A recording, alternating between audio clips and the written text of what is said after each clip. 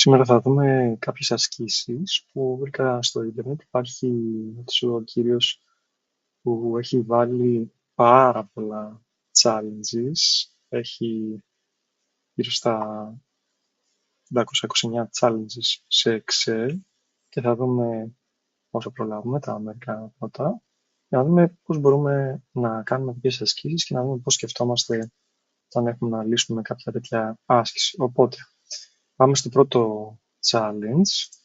Έχω ανοίξει ένα book εδώ, το οποίο μπορούμε να χρησιμοποιήσουμε για τις ασκήσεις μας. Οπότε στο challenge 1, ας πάρουμε λίγο τα δεδομένα.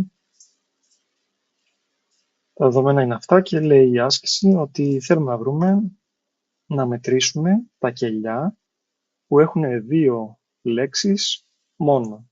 Και η απάντηση θα πρέπει να είναι 8 σε αυτή τη λίστα. 8 κελιά έχουν αυτό το χαρακτηριστικό. Οπότε πώς θα μπορούσαμε να το κάνουμε? Εδώ θέλουμε ουσιαστικά να βρούμε, ένας τρόπος θα ήταν να βρούμε πόσα από αυτά τα κελιά έχουν ένα κενό χαρακτήρα μέσα στο περιεχόμενό τους. Οπότε θα μπορούσαμε να κάνουμε ένα find, ποιον χαρακτήρα, το κενό, σε ποιο κείμενο, σε αυτό εδώ το κείμενο, και από που να ξεκινάει, θα ξεκινάει από τον πρώτο χαρακτήρα. Εδώ θα μας δώσει τη θέση μόνο, αλλά δεν θα μας πει το πλήθος των κενών χαρακτήρων, το οποίο δεν μας εξυπηρετεί. Άρα, μια άλλη λογική θα ήταν να πούμε ότι βρες μου το length του συγκεκριμένου κελιού, το οποίο μάλιστα μπορούμε να το κάνουμε είτε σε ένα κελί, είτε σε range κελιών, δηλαδή να πιάσουμε αυτό και να έχουμε ένα spill function. Οπότε αυτό θα ήταν το ένα και το άλλο θα μπορούσαμε να πούμε ότι είναι να κάνουμε substitute σε ποιο text, σε αυτό εδώ το text. Ποιο είναι το παλιό text? Το παλιό text είναι ο οποίος χαρακτήρας. Ποιο είναι το καινούριο text? Το τίποτα. Άρα, αν θα το κάνουμε αυτό, θα μας φέρει αποτελέσματα των ίδιων κελιών χωρίς κενά. Αν τώρα αυτό εδώ το κάνουμε wrap μέσα σε μια length function, θα μας δώσει κάποιες τιμές. Τώρα, αν κάναμε τις διαφορές αυτών των δύο, θα βλέπαμε πρακτικά πόσα κενά αντικαταστήθηκαν, ως κενοί χαρακτήρες αντικαταστήθηκαν με το τίποτα. Άρα, εδώ είναι ένας χαρακτήρας, 0, 1 κτλ. Άρα, εμείς αυτό που θα θέλουμε να κάνουμε θα ήταν να βρούμε που έχουμε ένα κενό χαρακτήρα, ένα κενό μόνο, για να κρατήσουμε αυτά τα κελιά. Άρα, θα θέλαμε να κάνουμε, ας πούμε, filter του αποτελέσματος αυτού. Τώρα δεν είναι spill function, οπότε μπορούμε να κάνουμε όλο το range. Filter λοιπόν αυτό και θέλουμε να κάνουμε include ό,τι από αυτά είναι ίσο με 1. Και αν δεν υπάρχει, κενός. Οπότε εδώ μας κάνει filter. Απλά εμείς εδώ δεν θέλουμε μόνο να μας τα φέρει, θέλουμε τα αντίστοιχα κελιά, τα αντίστοιχα ονόματα που υπάρχουν δίπλα. Άρα εδώ θα μας φέρει λοιπόν μια λίστα των ονομάτων που θέλουμε να φιλτράμε βάσει των διπλανών τους θέσεων. Τώρα όλο αυτό θα μπορούσαμε να το κάνουμε σε μια φόρμουλα και πάμε να δούμε πώς μπορούμε να το κάνουμε αυτό. Για αρχή, εδώ είχαμε την filter συνάντηση. Άρα θέλουμε πάλι να κάνουμε filter αυτό εδώ και θέλουμε να κάνουμε include όλες τις διαφορές που είναι ίσως με 1. Άρα θα πάμε 1 ίσον και πάμε να φτιάξουμε τις διαφορές. Θα ανοίξουμε δύο παρενθέσεις, να κλείσουμε τα του if για να είμαστε έτοιμοι. Οπότε εδώ θέλουμε τώρα να κάνουμε μια διαφορά του length Πατάμε tab, αυτού εδώ, κλείνουμε παρένθεση, μείον, το length ανοίγουμε την παρένθεση και εδώ, όπως υπολογίζαμε στην στήλη C, θέλουμε το substitute πιάνο πράγματος του το text μας, η πηγή μας είναι αυτή πάλι και θέλουμε το all text να είναι οι κοινοί χαρακτήρες και το new text να είναι τίποτα. Οπότε εδώ χρειαζόμαστε κάποια ακόμα παρένθεση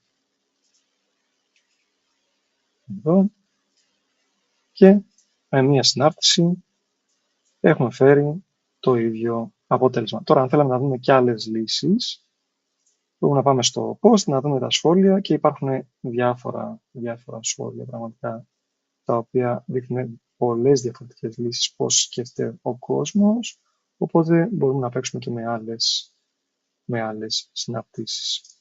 Αυτό είναι το πρώτο παράδειγμα. Πάμε τώρα στην δεύτερη άσκηση που μας ζητάει σε αυτά εδώ τα data, copy. Στη δεύτερη άσκηση μας λέει θέλουμε μία φόρμουλα η οποία να αθροίζει τις τρεις τελευταίες μη μηδενικές τιμές στο range α2 με α10. Άρα θα πρέπει να είναι το 16, το 8 και το 20 και θέλουμε αυτόν τον τριών το άθροισμα που λογικά θα μας βγει 44. Άρα μας λέει το 20, το 8 και το 16, άρα η απάντηση θα πρέπει να είναι 44. Οκ. Τώρα, πώς το κάνουμε αυτό? Για αρχή θέλουμε να βρούμε τις non-zero τιμές, άρα αν θα το κάναμε βήμα-βήμα, θα λέγαμε filter. Τι θέλουμε να κάνουμε filter? Θέλουμε να κάνουμε filter αυτό εδώ το array και θέλουμε να κάνουμε include τις τιμές αυτές, οι οποίες είναι διαφορετικές από το 0. Άρα διαφορετημένος και αν είναι empty, ας βάλει το και αν μας πειράζει. Άρα εδώ μας δείχνει τις τιμές και από αυτές θέλουμε να πάρουμε τις τρεις τελευταίες. Τώρα, για να το κάνουμε αυτό, μια εύκολη συνάρτηση είναι η take. Η take λοιπόν μπορεί να πάρει σαν input το array αυτό το οποίο είναι sp και αν γράψουμε -3 παίρνει 3 γραμμές από το τέλος. Ούτως ή άλλως μονόστιλο είναι και δεν χρειάζεται άλλο όρισμα για τα columns και από αυτό εμείς θα θέλουμε να κάνουμε το sum. Άρα πάλι πιάνοντας το speed έχουμε το 44 που θέλουμε. Αν το κάνουμε όλα μαζί, η άσκηση γίνεται ως εξής. Sum τίνος πράγματος του take πιανού array, του array που θα δημιουργούσαμε με το filter αυτής της πηγής με συνθήκη η πηγή να είναι διάφορη του μηδενός και αν είναι empty να είναι κενό.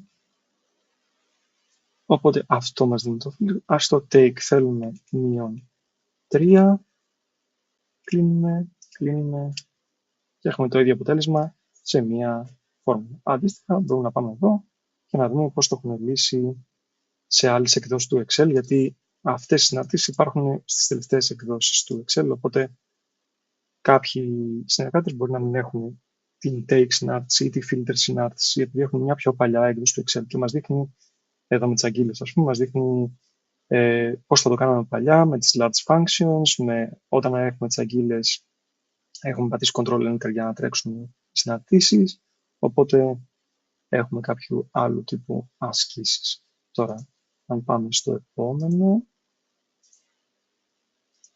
εδώ έχουμε κάποια νούμερα.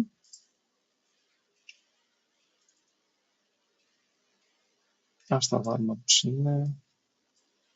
Και αυτά τα νούμερα θα θέλαμε να τα βάλουμε σε reverse. Βλέπουμε ότι όλα τα στοιχεία είναι στη δεξιά μεριά, άρα τα χειριζόμαστε σαν αριθμητικά. Και μας λέει, provide a formula to reverse a number in a cell. Expected answer is given. Άρα το expected answer είναι αυτό, οπότε πρέπει να το κάνουμε replicate.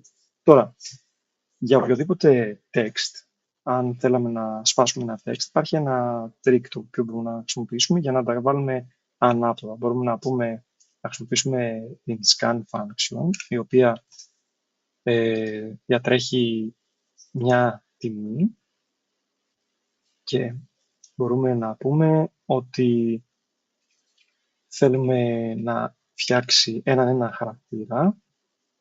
Άρα εδώ θα βάλουμε το sequence, πόσες γραμμές, πόσες είναι το length αυτού εδώ του αντικειμένου και θέλουμε εδώ να πάει από το length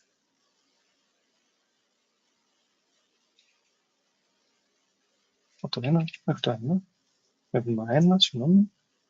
Οπότε εδώ start number θέλουμε να είναι το τέλος του συμβολοσυράς και το μήκος του mid κομματιού να είναι ένα χαρακτήρα. Αυτό.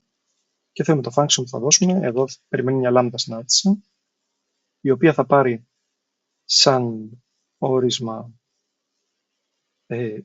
ό,τι έχουμε στο scan. Εδώ κακώς έβαλα α2. Το initial value θέλουμε να χτίσουμε, θα το χτίσουμε σιγά σιγά, οπότε εφόσον φτιάχνουμε κείμενο, το οποίο θα μετατρέψουμε μετά σε νούμερο, θέλω να είναι το κενό και σιγά σιγά να το χτίσουμε. Άρα αυτή η lambda function τώρα θα παίρνει δύο ορίσματα, το accumulator και το value. Άρα accumulator για μας είναι το πρώτο όρισμα, το α εδώ, και το value είναι ό,τι παράγεται χαρακτήρας εδώ.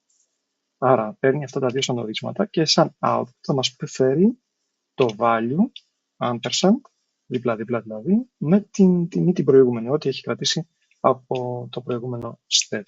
Άρα κάνοντας αυτό,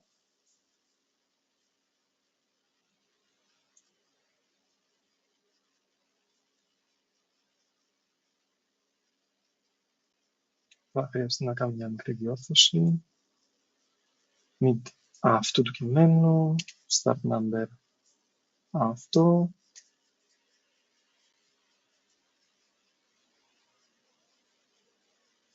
Και number of characters αυτό. Οπότε, πάμε πάλι. Η μικρή διόρθωση που κάναμε είναι η εξής. Κάναμε scan.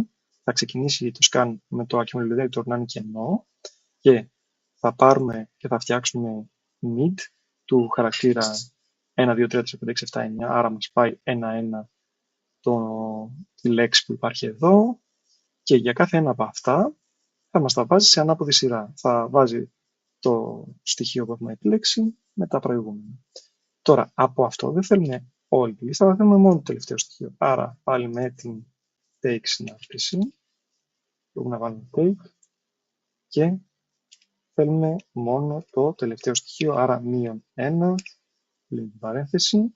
Αυτό όμως θα μας το κάνει text. Άρα, για να το κάνουμε αριθμητικό, είτε μπορούμε να κάνουμε μια πράξη, 1 επί ή -1 επί -1, και να μας το κάνει αριθμητικό, ώστε να το τραβήξουμε προς τα κάτω, είτε με αυτόν τον τρόπο, είτε αν έπαιρνε την ίδια συνάρτηση δίπλα.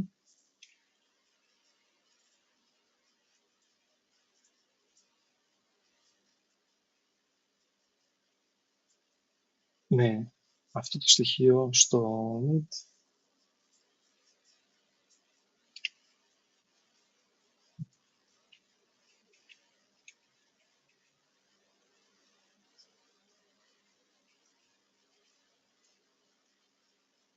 Ωραία. Άρα, αυτό κάνουμε την άσκηση και μπορούμε να δούμε αντίστοιχα τι έχουν απαντήσει στα ερωτήματα άλλοι συνάδελφοι. Πάμε στο επόμενο. Εδώ έχουμε κάποιες λέξεις και θέλουμε να βρούμε μόνο τις λέξεις οι οποίες είναι με κεφαλαίους χαρακτήρες. Check the word, these are all capitals. Expect results είναι στη δίπλα στήλη. Οπότε, εδώ θα μπορούσαμε να σπάσουμε για να βρούμε τις λέξεις, να κάνουμε ένα text split της πληροφορίας που έχουμε εδώ. Άρα, ποιο θα είναι το column delimiter, θα είναι το κενό, ο κενός χαρακτήρας.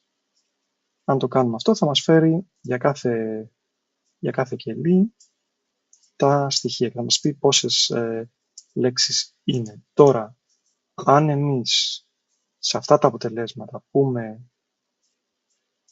χρησιμοποιήσουμε την συνάρτηση upper, δηλαδή upper αυτού του αποτελέσματος,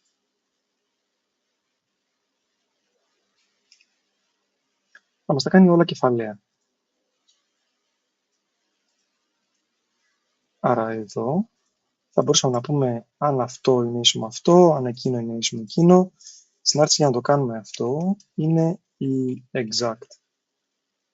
Δηλαδή, αν πούμε στην exact θέλω αυτό το κελί με εκείνο το κελί, θα μου βγάλει false.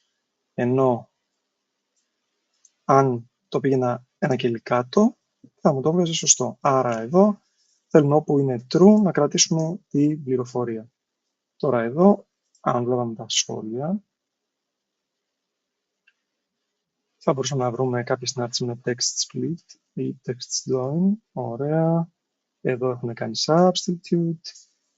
Ας πούμε ότι έχουν κάνει πολλές διαφορετικές. Νομίζω ότι αυτή είναι η πιο καθαρή άσκηση,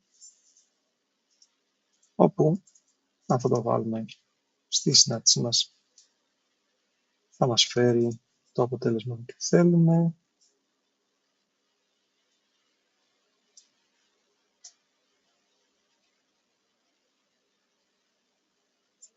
Paul, Ralph, Billy και Thomas. Οπότε εδώ όμως έχει χάσει κάποια πληροφορία του Jenny King και τα λοιπά.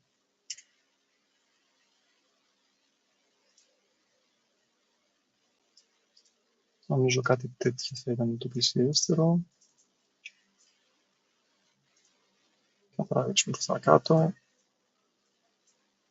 Θα μας φέρει τα αντίστοιχα αποτελέσματα. Άρα η συνάρτηση που θα καταλήγαμε θα ήταν πρώτα να κάνουμε text split και να κάνουμε text split το α2 και να κάνουμε upper του text split, και αν αυτά τα δύο έχουν exact match, τότε θα μου φέρει το upper του text split. Αλλιώς θα μου φέρει το κενό. Και μετά, αφού μου φέρει για κάθε λέξη όποια είναι στα κεφαλαία, θα χρησιμοποιήσουμε το text join για να βάλει ένα κενό ανάμεσα στις κεφαλαίες λέξεις και να έχουμε τα παραδείγματα αυτά.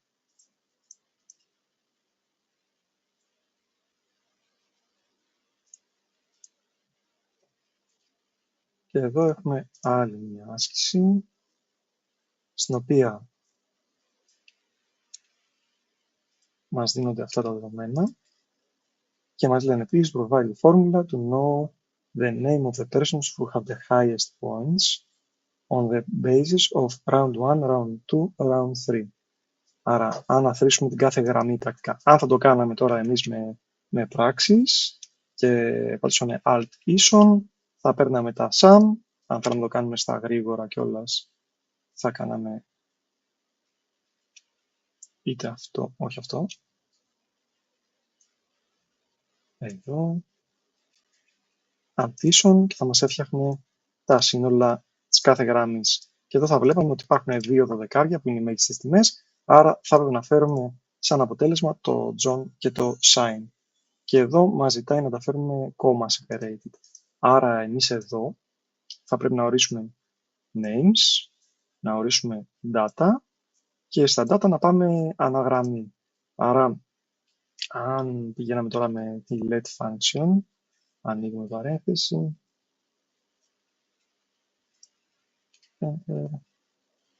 παρένθεση, πάμε να ορίσουμε λίγο, θα τον κάνουμε λίγο μεγάλη τη φόρμουλα, δεν πειράζει. Names, θα ορίσουμε τα names είναι αυτά. Alt Enter. Data, θα ορίσουμε τα data είναι τα στοιχεία αυτά. Alt Enter. Και τώρα θέλουμε να κάνουμε μια πράξη που να είναι τα row totals, το οποίο πώς θα γίνει, θα βάλουμε τη συνάρτηση by row και θα πάρει λοιπόν τα data που έχουμε, αναγραμμή. Η lambda function θα μας έχει το sum to r του data πρακτικά. Άρα θέλουμε μια lambda functions η οποία θα έχει σαν input το r που θα πάρει λοιπόν γραμμή τα data και θέλουμε να κάνουμε ένα άθροισμα των τιμών της γραμμής. Άρα αυτό χωρίς να μας κάνει το στοιχείο αυτό. Κλείνουμε και την by row και αν θα θέλαμε να δούμε τα αποτελέσματα αυτής της άσκησης θα βάζαμε row totals και θα μας έφερνε τα ίδια αποτελέσματα δίπλα. Τώρα, εφόσον έχουμε φτάσει σε αυτό το σημείο, το μόνο που θέλουμε είναι να κάνουμε index τα names, όπου υπάρχει η μέγιστη τιμή του row totals. Άρα, εδώ θέλουμε να κάνουμε high scores, ας πούμε, top scores, όπως θέλετε. Και θα λέγαμε ότι index, ή θέλουμε να κάνουμε index τα names που έχουμε ορίσει παραπάνω, ποιες γραμμές θέλουμε να πάρουμε, όποιες γραμμές row totals είναι ίσες με το max του row totals.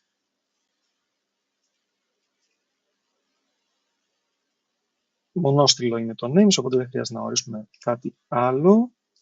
Οπότε είτε εδώ βάζουμε Alt Enter και γράφουμε ξανά top scorers για να βρούμε το αποτέλεσμα.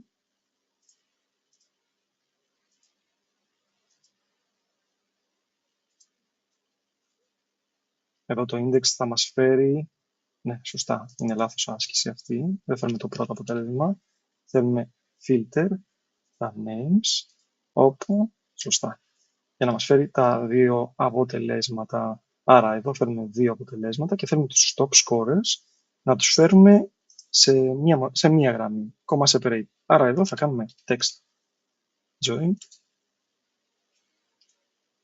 Το delimiter μας θα είναι το κόμμα κενό και ignore empty, ok. Άρα ας βάλουμε true, ignore empty και τα text είναι τα top scorers και μας φέρνει σε ένα κελί John και Sign. Οπότε αυτές ήταν οι 5 πρώτες ασκήσεις που είδα. Μου φάνηκαν αρκετά ενδιαφέρουσες και ίσως στο μέλλον δούμε και μερικές ακόμα.